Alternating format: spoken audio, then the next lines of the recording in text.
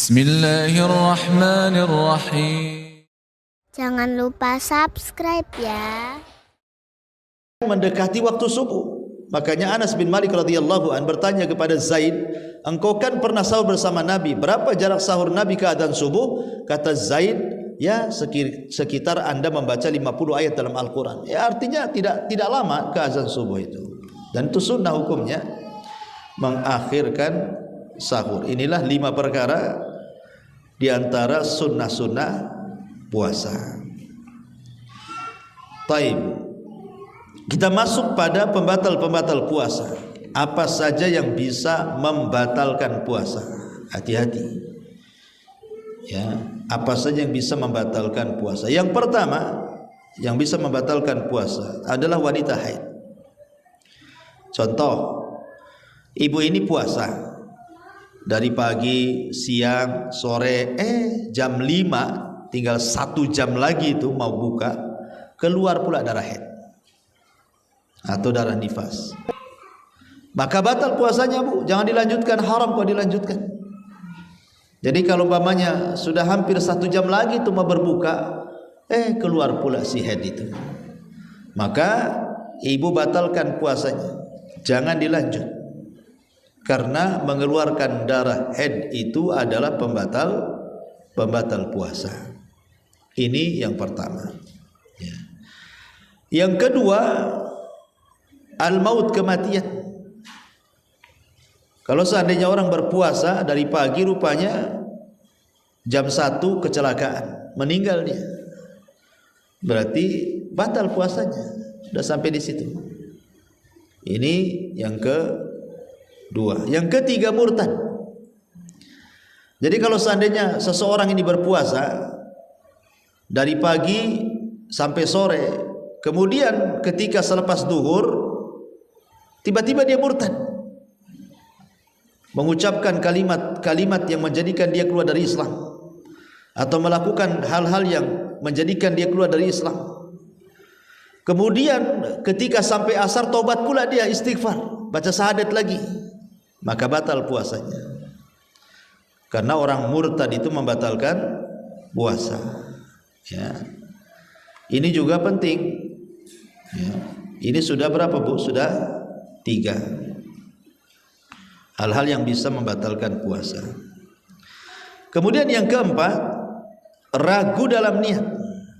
Ragu dalam niat, ragu-ragu dia.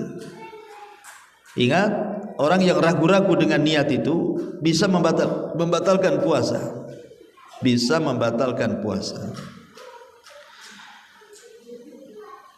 Kemudian apalagi, wusulu ma laysa bi ta'amin aw syarabin ilal jawfi biwasitatil fami kal ibtila'i jawharatin aw khaytin, lima ruya an ibn Abbas radhiyallahu anhu maqal as-sawmu lima dakhala wa laysa lima kharaja. Memasukkan sesuatu yang bukan makanan ataupun minuman melewati tenggorokan. Melewati tenggorokan. Memang yang ditelan itu bukan makan, bukan minum, selain makan dan minum gitu ya. Entah nelan benang atau nelan perhiasan gitu ya, atau ibu lagi nelan kelereng, tahu-tahu masuk pula kelerengnya, maka batal puasanya, Bu, walaupun bukan makanan minuman. Karena Abdullah ibn Abbas radhiyallahu anhu mengatakan puasa itu bukan, pembatal puasa itu bukan sesuatu yang dikeluarkan dari perut ke luar, tetapi sesuatu yang masuk dari luar ke dalam perut lewat tenggorokan. Ini juga pembatal puasa. Termasuk pembatal puasa adalah jima di bulan Ramadan. Kalau ibu lagi puasa melakukan hubungan suami istri, batal puasanya. Bahkan bukan batal saja, bayar kafarah dia ya, memerdekakan budak kalau tidak sanggup berpuasa 2 bulan berturut-turut. Kalau tidak sanggup, memberi makan 60 fakir miskin ya. Kemudian apalagi, memasukkan sesuatu dari makanan dan minuman Itu batal juga puasanya, jelas itu ya, karena puasa itu kan menahan lapar dan dahaga. Makan pula sama minum dia, batal lah puasanya. Dan kalau disengaja dia makan dan minum, tidak ada qadha kata ulama, karena qadha tidak bisa menutup dosanya. Orang yang sengaja membatalkan makan dan minum di bulan Ramadan, dosanya besar. Dosanya besar sekali. Jangan sampai dilakukan. Ya. Ini juga hal-hal yang bisa membatalkan puasa, ataupun yang sekedudukan dengan makan dan minum. Seperti umpamanya impus. Sebagai pengganti makan dan minum, orang sakit kan diimpus, Bu. Nah, itu impus itu kalau seandainya kedudukannya sama dengan makan dan minum, maka batal puasanya. Maka batal puasanya. Tidak boleh. Taib. Kemudian juga ma wasala ilal jawfi bil mubalaghati fil madmadati wal istinsak fil wudu'i wa ghairi. Berlebih-lebihan, berkumur-kumur dan memasukkan air ke hidung ketika puasa, Bu. Makanya Rasul mengatakan wa baligh fil madmadati wal istinsak ila an takuna shaima. Silakan berlebih-lebihan, berkumur-kumur dalam berwudu atau masukkan air ke hidung, kecuali dalam posisi puasa, kata Rasul. Nanti tertelan masalahnya. Kalau sampai tertelan gara-gara seseorang itu berlebih-lebihan dalam tamadmad dan istinsak, berkumur-kumur dan masukkan air ke hidung, maka batal puasanya. Ya, maka batal puasanya. Kemudian juga yang bisa membatalkan puasa adalah rafdu niyati saumi walau lam yakul au yashrab in kana ghaira mutanawilin lil iftar wa illa fala. Seseorang memalingkan niat puasa walaupun tidak bermaksud makan dan minum. Umpamanya ibu lagi duduk di kursi, datang setan, kemudian setan ngasih was-was ke ibu.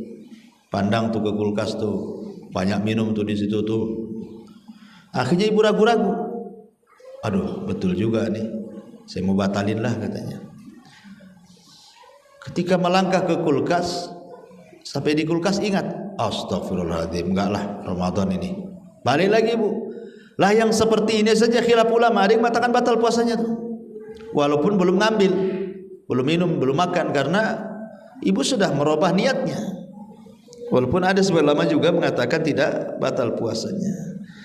Termasuk juga al-istisqa'ul am. Istisqa'ul am itu artinya sengaja memuntahkan. Dimasukkanlah jari ibu ke dalam mulut supaya dimuntahkan isi perutnya, batal puasanya.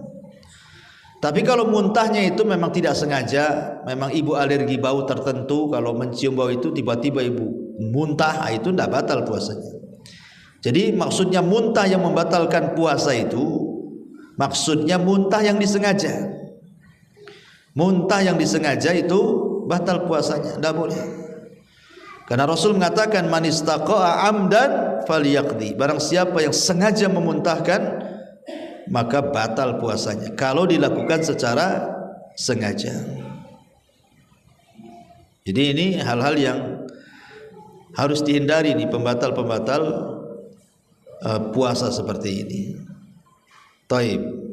Walaupun sekali lagi ada pembatal-pembatal itu yang disepakati batal, seperti makan, minum, jima dan yang lainnya yang sudah saya sebutkan. Tapi ada juga yang diperselisihkan, ada yang mengatakan batal, ada yang mengatakan tidak batal. Kemudian hal-hal yang dibolehkan bagi orang yang berpuasa, seperti siwak, boleh bersiwak. Bersiwak di bulan Ramadan saat puasa boleh-boleh. Yang kedua at-tabarrud bil ma. Ibu mandi agak lama di kamar mandi karena panas cuacanya kan, akhirnya ibu ngerendam pula di kolam situ. Nggak ada kolam Ustaz, di baskom lah. Jadi ibu merendam di situ kan karena panas, yang penting ibu nggak minum aja di situ. Maka boleh seseorang itu merendam air gitu ya, karena panas supaya dingin, mendinginkan cuaca, karena nggak ada AC di rumah. Termasuk juga makan dan minum serta melakukan hubungan tetapi setelah terbenam matahari. Boleh. Ya, kalau sebelum terbenam matahari tidak boleh, itu lagi puasa. Artinya kalau sudah maghrib berarti boleh makan, minum dan melakukan hubungan. Termasuk juga melakukan safar yang mubah. Ya, termasuk juga berobat dengan obat-obatan yang halal selama tidak masuk ke tenggorokan. Umpamanya ibu jatuh, robek pula kaki gitu ya. Kemudian dikasih betadin, dikasih apa gitu ya, alkohol, tidak batal puasanya karena obat luar. Walaupun obat dalam kata para ulama dengan disuntikan itu tidak batal puasa selama bukan fungsinya sama dengan makan dan minum, hanya sekedar obat saja, maka dibolehkan. Ya. Kemudian juga boleh bagi orang puasa itu tatayyub, tabakhur, menggunakan wewangian, enggak apa-apa wangi-wangi itu, tapi di rumah Bu ya. Kalau keluar perempuan kan tidak boleh. Termasuk juga yang dimaafkan tapi boleh gitu ya, tidak batalkan puasa adalah menelan ludah. Mungkin karena haus gitu ya, dikumpulinnya ibu ludah itu udah penuh lek ya, ditelan gitu ya, itu tidak apa-apa, syaratnya jangan sampai keluar. Jadi mengumpulkan ludahnya itu masih di dalam mulut. Ya. Dan itu harus dipastikan pertama itu ludah asli. Belum tercampur. Kalau sudah tercampur dengan permen, ya, itu beda lagi. Itu enggak asli ludahnya, Bu. Karena sudah ada manis-manisnya. Tercampur dengan garam ludahnya kan akhirnya jadi asin. Ya, jadi memang ludah murni satu, bukan ludah tercampur-campur. Yang kedua ludah sendiri Bu, bukan ludah orang lain. Pamannya ibu berciuman dengan suami, kemudian ludahnya suami pula masuk ke mulut ibu, ketelan pula, batal. Itu kan ludah orang Bu ya kan. Nah, yang ketiga ludahnya di dalam mulut, bukan dikumpulkan di gelas kemudian diminum. Nah, itu lain lagi kan. Maka menelan ludah, mengumpulkan ludah kemudian ditelan selama di dalam mulut, maka yu'fa, dimaafkan, tidak ada masalah. Ya. Termasuk juga yang dimaafkan adalah ghalabatul qai, yang tadi saya katakan tadi. Mungkin ibu alergi bau apa akhirnya muntah, atau ibu safar. Sebenarnya ibu itu jarang-jarang mabok, bukan tipe-tipe orang mabok gitu ya. Entah kenapa kemudian ombak pula deras gitu di sungai itu ya, di laut itu. Akhirnya terkalahkan dengan mabuknya. Maka itu tidak batal puasanya selama ibu tidak minum. Ya. Kemudian juga ibtila'ud dzubab. Ya, kalau seandainya ibu lagi menguap, lupa pula ibu tutup, masuk lalat Bu, ya kan? Ketelan, ya, maka tidak batal puasanya karena ibu tidak sengaja tangkap lalat kemudian dimakan kan. Ibu kan lagi nguap, entah lalat ini terbang dari mana masuk pula ke situ, nah, kemakan, tidak batal puasanya karena tidak ada unsur kesengajaan.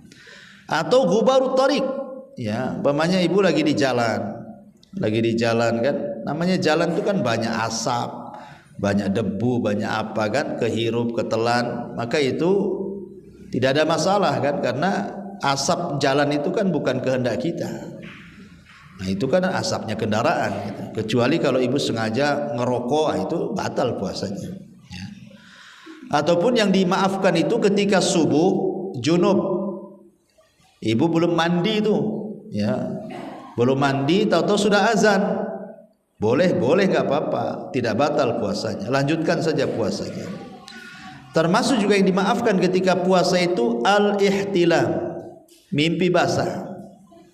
Ya, mimpi basah.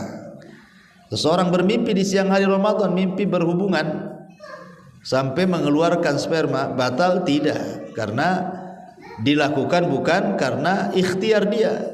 Dia kan lagi tidur, mimpi basah, batal tidak batal puasanya. Ataupun al-aklu wasyurbu khata'an aw nisyanan, atau makan minum karena tidak sengaja atau lupa. Ya, mungkin karena jarang puasa. Jadi awal-awal puasa itu haus, lupa dia kalau dia puasa. Main hantam saja, minum kenyang-kenyang kan. Habis itu ya lagi puasa nih. Nah, langsung berhenti minumnya. Batal tidak, karena tidak sengaja dan lupa. Ya, maka hal-hal yang seperti ini tidak dianggap batal ya. Perkara-perkara seperti ini ketika puasa tidak dianggap batal. Tapi di sana ada hal-hal yang dimakruhkan oleh para ulama. Maknanya walaupun tidak membatalkan puasa, tapi ini kan makruh, bisa mengurangi pahala puasa. Seperti al-qublah, mencium ibu, mencium suami atau suami mencium ibu, tetapi ada syahwat. Ada syahwat. Kalau tidak ada syahwat enggak apa-apa. Kalau ada syahwat makruh hukumnya, sebaiknya tidak dilakukan. Ya. Kemudian juga al-mubalaghatu fil madmadati wal istinsak, berlebihan dalam kumur-kumur atau dalam memasukkan air ke hidung, dikhawatirkan ada yang tertelan masalahnya, maka ini hukumnya makruh. Ya. Termasuk juga idamatun nadhari bisyahwatin ila zaujati, memandang sesuatu yang membangkitkan syahwat. Memandang sesuatu yang membangkitkan syahwat, termasuk juga berfikir untuk melakukan hubungan, itu juga makruh ya. Ya, ataupun termasuk juga al-iqtihal fi awalin nahar. Sebagian para ulama bercelak di awal siang itu dimakruhkan para ulama. Termasuk juga dzauq al-kidri awit ta'am, mencicipi makanan. Mencicipi makanan itu sebagian para ulama mengatakan lagi Bu ya, jangan dicicipi, ditelan. Nah itu sengaja makan. Nah ini juga hal-hal yang dimakruhkan. Wallahu alam, ini termasuk juga ada yang mengatakan hijamah, berbekam kalau sampai setelah berbekamnya itu jadi lemah, mengganggu puasanya, karena bekam itu kan mengeluarkan darah, bisa lemah badannya. Kalau mengakibatkan lemah badannya bisa makruh hukumnya. Sebaiknya hindari, jangan berbekam gitu ya. Nah, juga dan banyak lagi hal-hal yang dimakruhkan saat puasa. Kemudian sekarang ada beberapa hal hukum-hukum yang berkaitan seputar hukum-hukum puasa. Di antaranya puasanya orang musafir. Puasanya orang musafir. Puasa orang musafir ini perlu dipahami bahwa musafir ini ada 3 perkara. Orang yang safar ini ada 3 perkara yang disebutkan para ulama. Yang pertama, sebaiknya berbuka. Sebaiknya saat safar itu berbuka. Perkara yang kedua, ada yang berpendapat sebaiknya orang safar itu melanjutkan puasanya. Sebaiknya orang yang melakukan safar itu dilanjutkan puasanya. Pendapat yang ketiga, pilihan, boleh berbuka, boleh berpuasa. Boleh berbuka, boleh berpuasa. Kemudian ulama merinci. Jadi di sini ada 3 pendapat kan. Pendapat yang pertama sebaiknya berbuka, pendapat kedua sebaiknya berpuasa, pendapat ketiga sebaiknya boleh memilih antara berbuka dan berpuasa.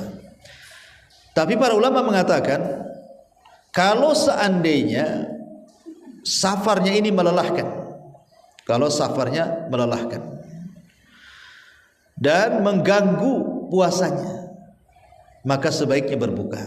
Karena safarnya orang dulu kan pakai kuda, pakai unta, harus nyebrang padang pasir, bukit Sahara, bukit-bukit, gunung-gunung berhari-hari. Nanti memadaratkan safarnya juga kan itu ya. Lemah di jalan, membahayakan jiwa juga. Maka sebaiknya berbuka. Kalau dia puasa, tidak ada kebaikan. Tidak ada kebaikan bagi orang yang berpuasa seperti ini.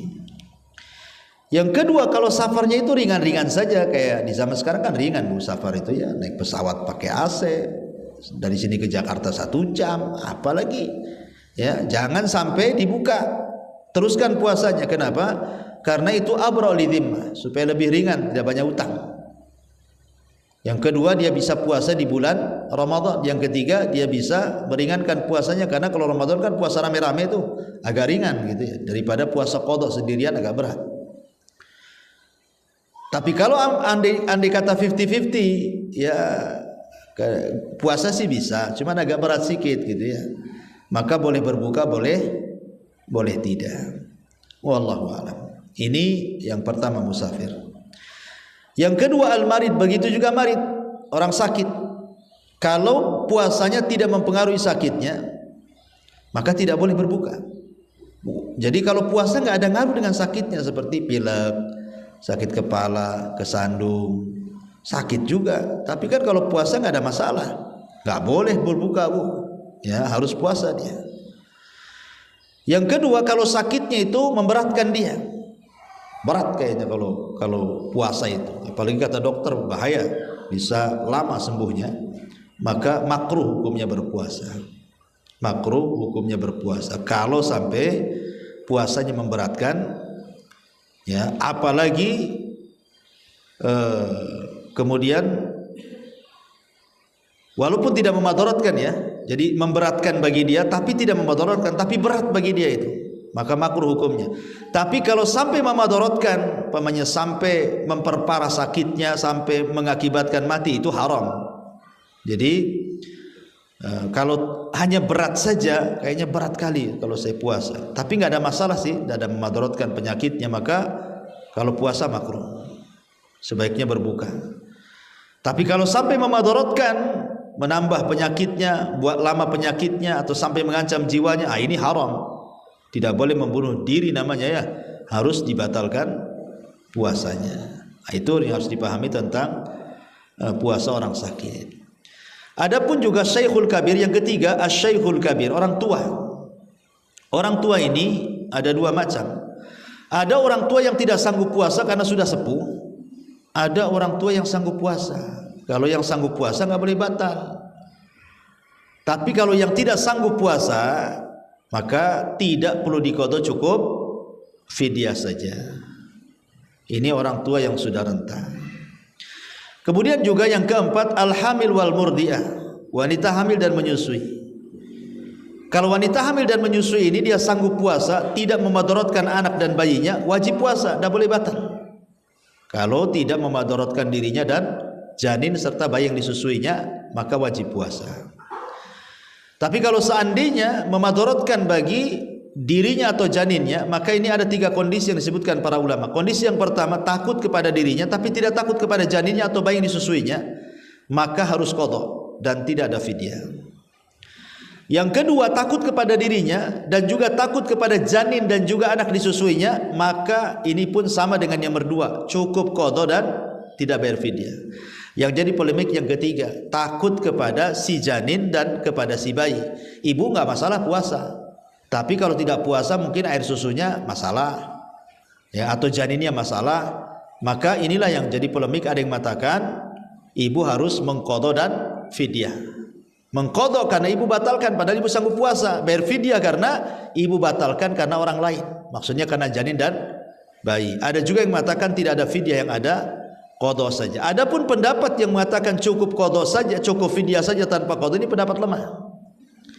Ada riwayat yang seperti itu, tapi hadisnya syadz, lemah, tidak bisa dipakai.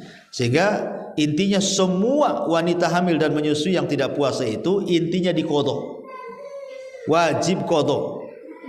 Cuman fidyah ini hanya tambahan bagi yang takut kepada si janin atau anak bayi. Ini wanita hamil dan menyusui, ya. Kemudian perkara lain dalam masalah puasa adalah orang yang meninggal dan dia memiliki puasa. Ada yang mengatakan maka dilanjutkan puasanya oleh walinya, walaupun ada yang mengatakan bahwa yang dimaksud hadis man mata wa alaihi siyam sama'an waliyuhu itu maksudnya puasa nadar, bukan puasa Ramadan. Tapi ada juga yang mengatakan termasuk nadar dan Ramadan. Siapa yang mati dan meninggalkan puasa, maka walinya yang mempuasakan orang mati tersebut. Nah ini diantara sekilas hukum-hukum seputar puasa. Sengaja saya tidak rinci Bu ya. Sebenarnya kalau kita rinci banyak khilaf, banyak sekali pendapat-pendapat ya, sehingga akan melamakan kajian kita. Ini sekilas pandang soal ibadah-ibadah di bulan Ramadan. Wallahu alam, sampai di sini.